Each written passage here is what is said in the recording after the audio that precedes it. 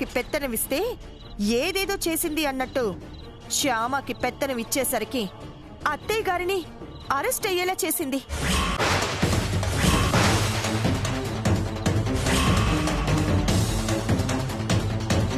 అనవసరంగా మావయ్య గారు శ్యామని ఎండించేశారు.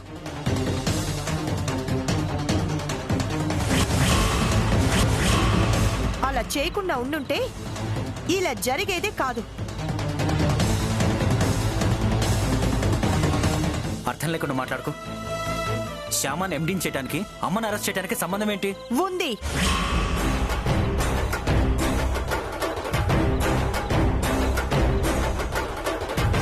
సంబంధం ఉంది.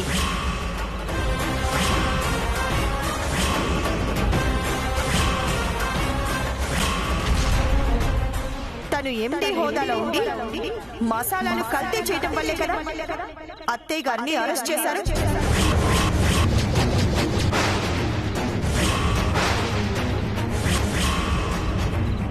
నేను కల్తీ చేయడం ఏంటక్క? నేనెందుకు అలా చేస్తాను? ఎందుకా? కొత్త కంపెనీకి మంచి లాభాలు తీసుకొచ్చి అందరి దృష్టిలో మంచిదాని అనిపించుకోవాలని క్వాలిటీని పక్కన పెట్టి కల్తీ చేయటం మొదలు పెట్టుంటావు.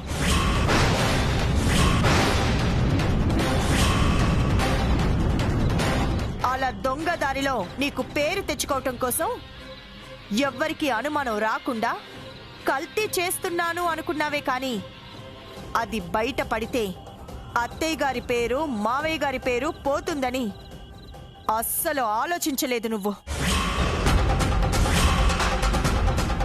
లేదక్క, నేను కల్తీ చేయలేదు. నిజంగా నేను కల్తీ చేయలేదు.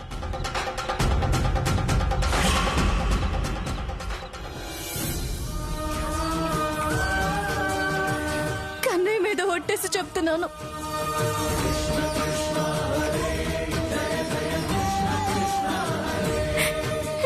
నేను కల్తీ చేయలేదు. మరి ఎవరు చేశారు కల్తీ? ఆ విషయం తనకెలా తెలుస్తుంది? తెలుసుకోవాలి. తను ఎండీగా ఉన్నప్పుడు ఫ్యాక్టరీలో ఎవరేం చేస్తున్నారో తను తెలుసుకోవాలి.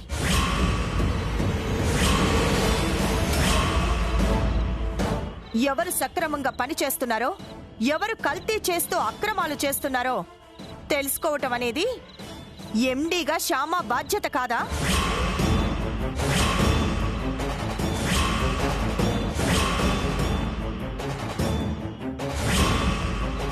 తన బాధ్యత విషయంలో తను నిర్లక్ష్యంగా ఉంది కాబట్టే ఎవరో కల్తీ చేశారు.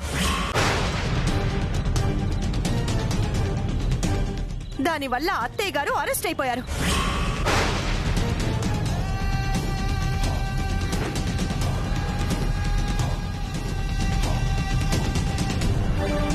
ఒక రకంగా అత్తయ్య గారు అరెస్ట్ అవ్వడానికి కారణం 100% ఈ శ్యామనే.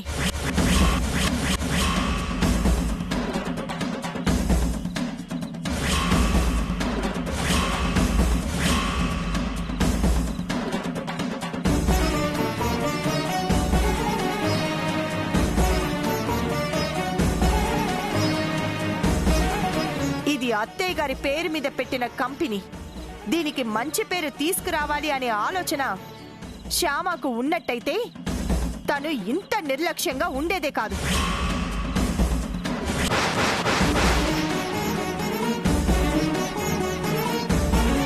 ఏంటక్క అలా మాట్లాడుతున్నావు? నేను నిర్లక్ష్యంగా ఉండడం ఏంటక్క? నేను ఏ విషయంలోనూ, ఎవరి విషయంలోనూ నిర్లక్ష్యంగా ఉండనని మీకు తెలియదా అక్క?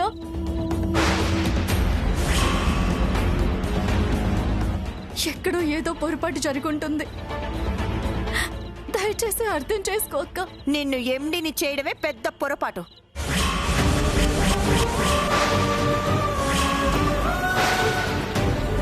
ఐశ్వర్య, ఏం మాట్లాడుతున్నావు నువ్వు? మాటు మాటికి తనని ఎండీ చేయడమే తప్పు, ఎండీ చేయడమే తప్పు అని మాట్లాడుతున్నావేంటి? తనని ఎండీ చేసిందే మావయ్య గారు.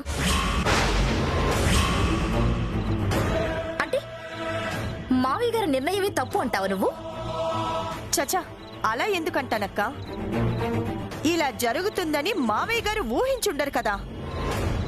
ఇలా జరుగుతుందని శ్యామ మాత్రం ఊహిస్తుందా?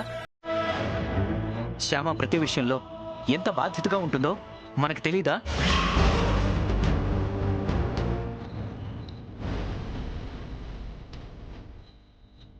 శ్యామ అంత బాధ్యతగా ఉన్నా కూడా ఇలా జరిగిందంటే ఖచ్చితంగా ఎవరో కుట్ర చేస్తుంటారు.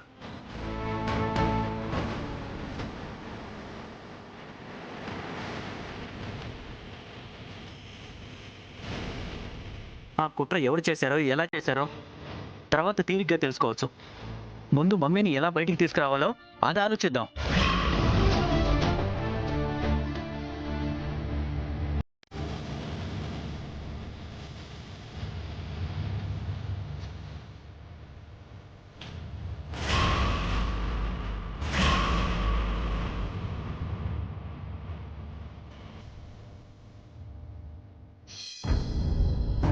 అత్తయ్య గారు అరెస్ట్ అవడానికి నేనే కారణమని అఖిల్ బాబు కూడా అనుకుంటున్నట్టున్నారు.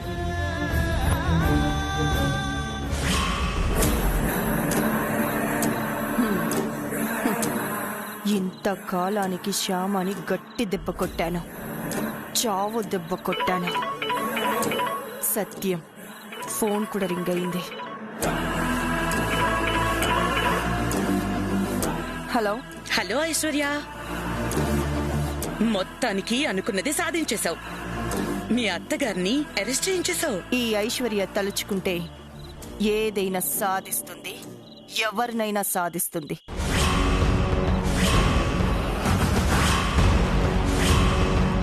ఈ టైంలో మీ మావగారు ఊళ్ళో ఉండుంటే వసంతని అరెస్ట్ చెయ్యగానే ఆయనకే హార్ట్ అటాక్ వచ్చేసేది. రేపైనా ఆయన బెంగళూరు నుంచి వస్తారు కదా, రాగానే విషయం తెలుస్తుంది, హార్ట్ అటాక్ వస్తుంది, తీసుకెళ్లి హాస్పిటల్లో పడేస్తాం.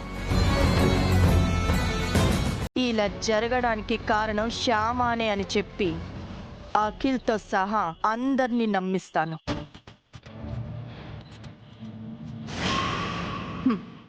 అటు అత్తగారు జైల్లో, ఇటు మామగారు హాస్పిటల్లో ఉన్నందుకు ఫ్యామిలీ మొత్తానికి శ్యామ మీద కోపం వస్తుంది.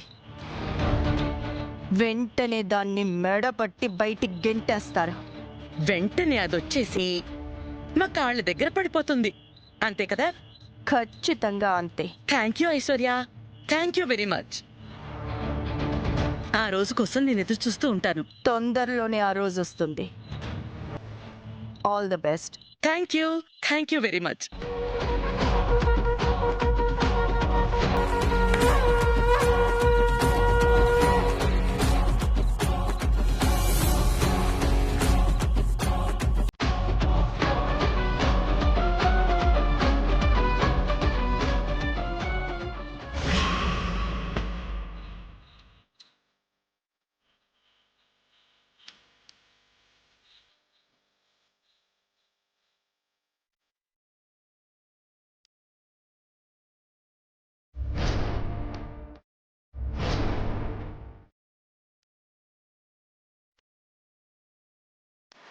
శ్యామ పెద్దరిచ్చేసరికి అత్తయ్య గారిని అరెస్ట్ అయ్యేలా చేసింది. ఏంటి కన్నయ్య ఇది? అత్తయ్య గారికి ఇలాంటి పరిస్థితి కల్పించావేంటి? అత్తయ్య గారిని అలా పోలీస్ స్టేషన్లో చూస్తుంటే నా కడుపు తరుక్కుపోయింది కన్నయ్య. తల్లిలా చూసుకుంటున్న అత్తయ్య గారికి ఇదా నేను ఇచ్చిన బహుమతి? అత్తయ్య పుట్టినరోజు నాడు బహుమతిగా ఇచ్చిన ఈ కంపెనీ అత్తయ్య గారికి పేరు తెస్తుందని అనుకున్నాను, కానీ ఇలా జరుగుతుందనుకోలేదు. అత్తయ్య గారు పోలీస్ స్టేషన్లో ఉన్నందుకు నేను ఇంతలా బాధపడుతూ ఉంటే అత్తయ్య గారు అరెస్ట్ అవడానికి కారణం నేనే అంటుంది ఐశ్వర్య అక్క.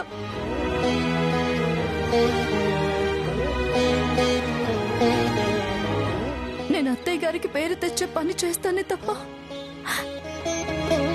ఇలాంటి పని నేను ఎందుకు చేస్తాను? ఐశ్వర్య అక్క అలా అన్నందుకు నాకు బాధగానే ఉంది. కానీ తనలా అంటున్నా కూడా అఖిల్ బాబు నోరు కదపకుండా మౌనంగా ఉన్నందుకు నాకు చాలా బాధగా ఉంది కన్నయ్య. అఖిల్ బాబు అలా మౌనంగా ఉన్నాడంటే నేను తప్పు చేశానని తను కూడా అనుకుంటున్నారనేగా. నేను అనుకోవడం కాదు శ్యామ, అందరూ అదే అనుకుంటున్నారు. నీ నిర్లక్ష్యం వల్లే ఇలా జరిగింది అనుకుంటున్నారు. నీకు ఎండీగా బాధ్యతలు అప్పగించిన రోజే చెప్పాను, నువ్వు చాలా జాగ్రత్తగా ఉండాలి అని. కంపెనీకి మంచి పేరు తెచ్చే ప్రయత్నం చెయ్యి అని చెప్పాను. చేస్తానని మాట కూడా ఇచ్చావు. చివరికి ఇలా చేశావు. ఇప్పుడు డాడీకి ఏం సమాధానం చెప్తావు? నిన్ను నమ్మి డాడీ నిన్ను ఎండీని చేసినందుకు డాడీకి నువ్వేం సమాధానం చెప్తావు? నా భార్యని ఇలా అరెస్ట్ చేయించడానికా నేను నిన్ను ఎండీని చేసింది అని మా డాడీ అడిగితే అప్పుడు నువ్వేం సమాధానం చెప్తావు? సమయానికి డాడీ ఊర్లో లేరు కాబట్టి సరిపోయింది. ఉంటే ఎంత బాధపడేవాళ్ళో ఆలోచించు. నిజమే అఖిల్ బాబు, మామయ్య గారు ఉంటే జరిగిన దానికి మనకంటే ఎక్కువ బాధపడేవారు. నిజానికి నేను చాలా జాగ్రత్తగా ఉన్నాను అఖిల్ బాబు. కానీ ఎక్కడో ఏదో పొరపాటు జరిగింది. అలా పొరపాటు జరగకుండా చూసుకోవడమే ఎండీగా నీ బాధ్యత.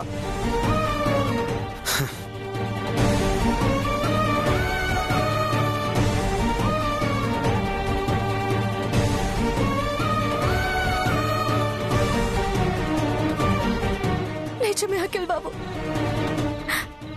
అది నా బాధ్యతే.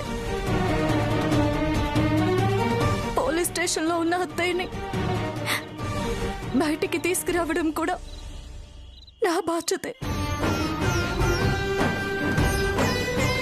కన్నయ్య ఆశీస్సులతో తప్పకుండా అత్తయ్య గారిని బయటికి తీసుకొస్తాను. అత్తయ్య గారు నిర్దోషని నిరూపిస్తాను.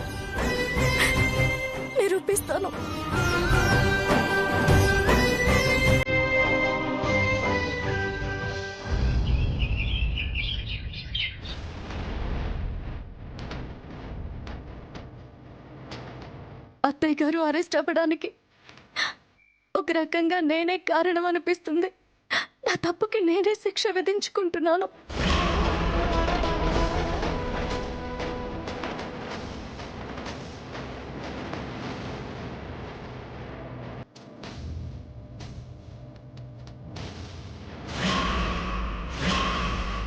క్షమ క్షమ క్షమ, నీకేమైనా పిచ్చా? నా వల్లే అత్తయ్య గారికి అలా జరిగింది.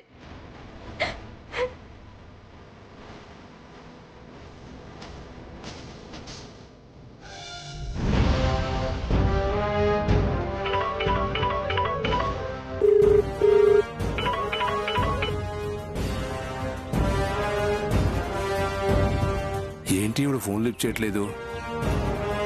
పని అయిపోయింది కదా అని చెప్పి మనల్ని వదిలేసిందా? ఆవిడ వదిలేసినా మనం వదిలేయంగా. మళ్ళీ చేద్దాం, మళ్ళీ చేద్దాం.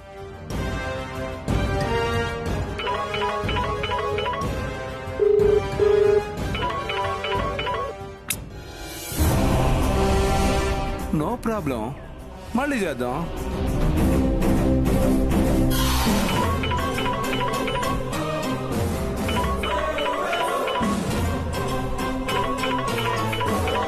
వీడేంటి మళ్ళీ ఫోన్ చేస్తున్నాడు? హలో, ఏంటి ఫోన్ చేసావు? డబ్బులు కావాలి మేడం. నువ్వు ఫ్యాక్టరీలో సరుకు కల్తీ చేసినందుకు నీకు ఇస్తానన్న డబ్బులు ఇచ్చేశాను కదా. మీరు చెప్పిన అమౌంట్ ఇచ్చేశారు మేడం. మరి మళ్ళీ డబ్బులు అంటావేంటి? అంటే నాకు అర్జెంటుగా ఒక 50,000 అవసరం పడ్డాయి మేడం. చాలా అర్జెంట్ మేడం. ప్లీజ్ మేడం, మీరు తప్ప నాకు ఎవరు హెల్ప్ చేయలేరు మేడం. ఛ, madam madam please madam. Okay, amount transfer చేస్తాను. Thank you madam, thank you very much madam. Thanks తర్వాత నువ్వు ఇలా చీటికి మాటికి నాకు ఫోన్ చేయొద్దు. మన మాటలు ఎవరైనా విన్నారంటే మా అత్తయ్యని నేనే అరెస్ట్ చేయించానన్న విషయం అందరికీ అర్థమైపోతుంది. అర్థమైందా? అలాగే మేడం, అలాగే మేడం. ఉంటాను మేడం, ఉంటాను. స్టూపిడ్.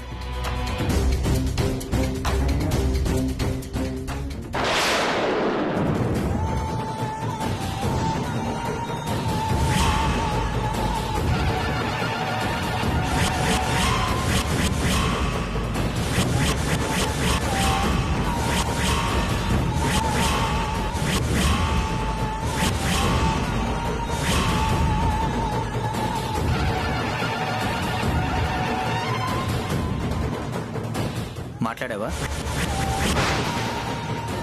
ఫోన్ మాట్లాడావా?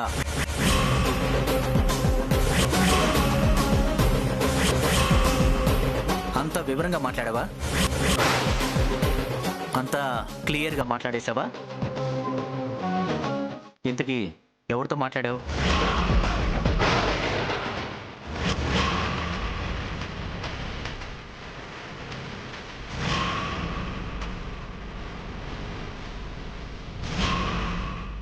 ఏం మాట్లాడానో నువ్వు విన్నావు కదా. ఎవరితో మాట్లాడానో నీకు అర్థమయ్యే ఉంటుందిగా. నేనేం వెళ్ళలేదే. నాకు 2-3 సార్లు నీ ఫోన్ రింగ్ వినిపించింది. అది మాత్రం విన్నానంతే.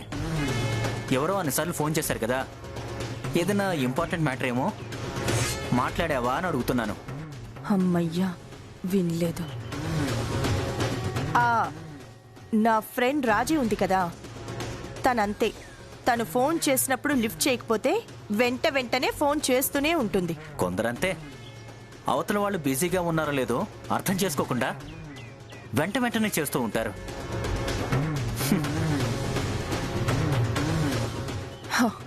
థ్యాంక్ గాడ్ విన్నాడేమోనని చెప్పి హడిలిపోయాను. ఇప్పుడు నా నెక్స్ట్ స్టెప్ పోలీస్ స్టేషన్కి వెళ్ళి శ్యామ మీద లేనిపోనివి చెప్పి అత్తయ్యకి కోపాన్ని పెంచాలి. ఆ తర్వాత అదే పద్ధతిలో ఇంట్లో అందరికీ శ్యామ మీద కోపం వచ్చేలా చెయ్యాలి. అందరూ కలిసి శ్యామని ఇంట్లో నుండి గెంటేయాలి.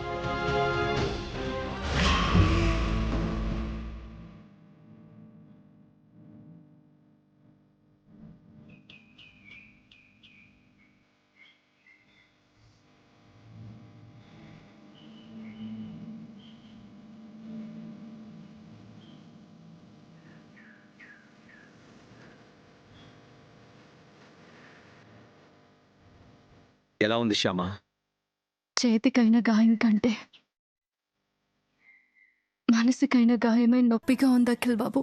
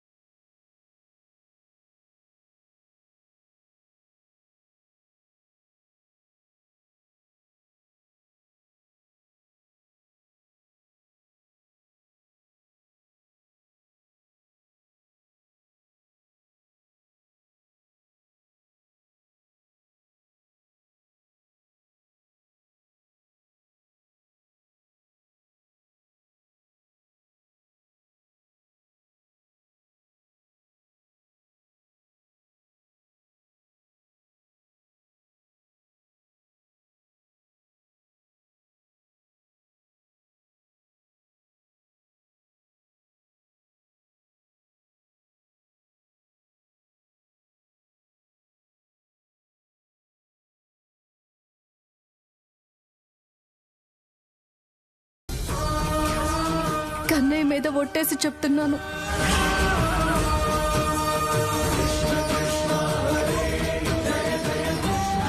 అత్తయ్య గారికి అవమానం జరిగే పని కలలో కూడా చేయను. నాకు తెలుసు శ్యామ, నువ్వేంటో నాకు తెలుసు.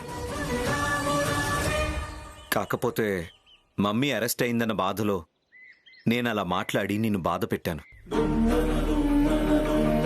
Sorry Shyama, I'm extremely sorry. అయ్యో, మీరు నాకు సారీ చెప్పడం ఏంటి అఖిల్ బాబు? నన్ను అర్థం చేసుకున్నారు, నాకు అదే చాలు. శ్యామ, ఎవరో నీ మీద కుట్ర పన్ని ఇలా చేశారనిపిస్తుంది. అది ఎవరో తొందరగా తెలుసుకోవాలి. ముందు అత్తయ్య గారిని బయలు మీద బయటికి తీసుకురండి, తర్వాత మిగతా విషయాలు చూసుకుందాం. అలాగే శ్యామ.